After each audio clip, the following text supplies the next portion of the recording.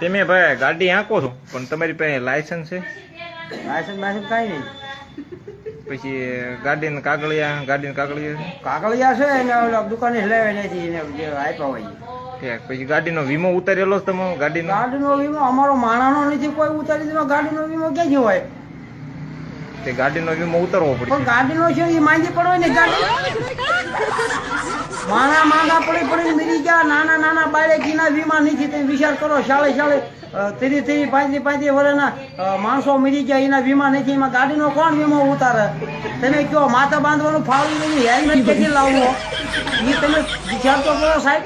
ચાલો પર્સન વાત સાચી છે પણ હવે માથા બાંધવા આ મારું ફાળ્યું તમે જો માથા બાંધવાનું ફાળ્યું ન એવા હેલ્મેટ શું હેલ્મેટ કાઢવો ક્યાં છે એમ કઉ છું. બરોબર છે